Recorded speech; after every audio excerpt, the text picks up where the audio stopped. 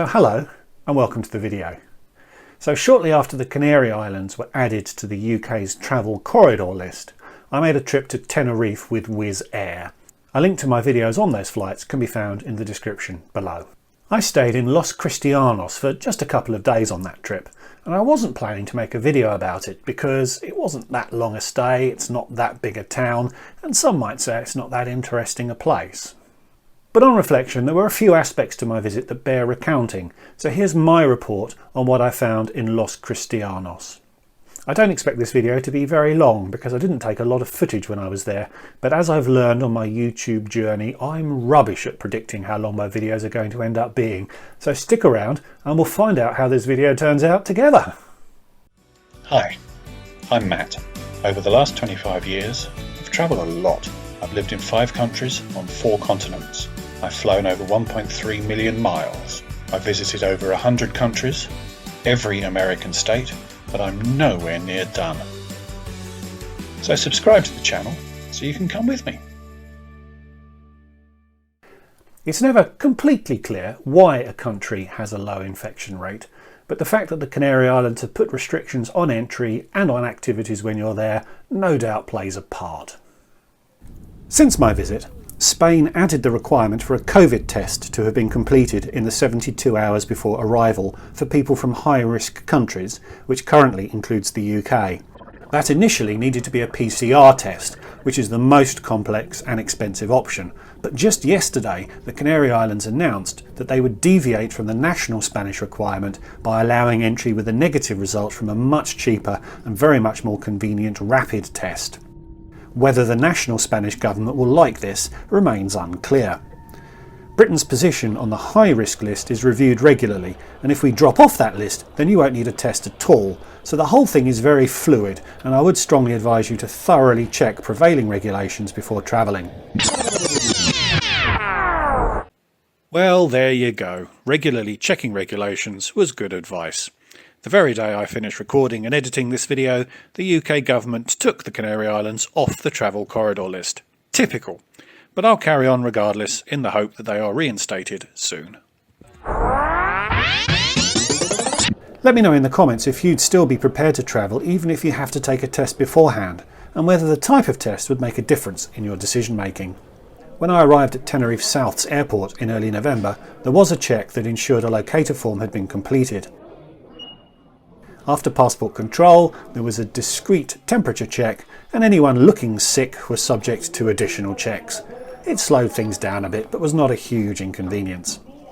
I'll come back to the additional COVID requirements specific to the Canary Islands shortly. It's only about 9 miles from the airport to Los Cristianos, but as it would have cost up to €30 in a taxi, and I was in no hurry, I was very happy to take a coach transfer for €3.50 each way. Transferring by bus can be quite helpful, as you may end up doing a lap of your destination dropping others off, which can help you get the lay of the land, although on this occasion I was the first stop. I was paying attention, so noticed that they'd scheduled my return pickup for a different location that ended up being about half a mile away, but the guys in the hotel rang them up and shouted at them until they revised the pickup location to my hotel. I stayed at the Aguamar Hotel, selected mainly on price, but it was very pleasant. Good facilities for families and close to some bars and restaurants, although it was a little bit of a walk from the centre of town. So back to the Canary Islands restrictions.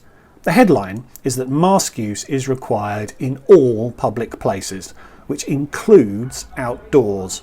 It took me a fair few hours to work this out, as that regulation was not prominently publicised anywhere, but as I'd noticed that virtually everyone was wearing a mask everywhere, I googled the situation and complied from that point on. The Canarian government has also banned all smoking, which sounds pretty harsh, but they'd seen evidence that the respiratory activity associated with smoking increased the risk of transmission, so they banned it. This was also poorly advertised, so I saw a lot of people still smoking, and I don't think that either the mask or smoking laws were being enforced aggressively, if at all.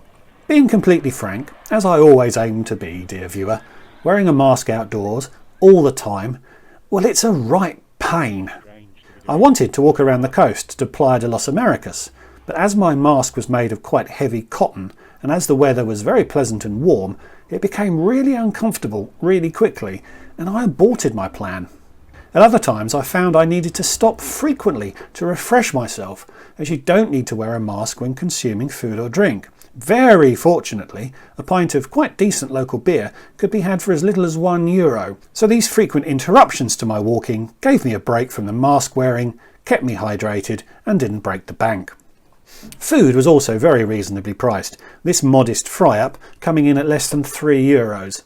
There is some decent tapas to be had too, although it's not perhaps the best or most authentic you'll ever eat in Spain. I'd say that 60% of hospitality venues were open, even if many of them only had 1 or 2 patrons. There were a few though that had a decent number of socially distanced customers. I spoke to a few bar owners who had only just reopened after the opening of the travel corridor, and I also spoke to a few people who had decided to ride out the tightening UK travel restrictions by just staying in Tenerife. So as the Canary Islands remains one of the few places that's still on the UK travel corridor, I think those bar owners in Tenerife are going to have a decent winter. So I had a good time in Tenerife, even with all the restrictions. It is irritating to have to wear a mask for pretty much the entire time, particularly if your chosen way of exploring a place is by walking around it. But if that's the price of travelling right now, then it's a price I'm probably willing to pay, particularly if the beer is about €1 a pint. So thanks for watching, I really do appreciate it. Please subscribe to the channel if you're new. Please like this video if you enjoyed it, and leave me a comment. I would love to hear from you. So until the next time, thanks for watching, and I'll see you all again soon. Goodbye.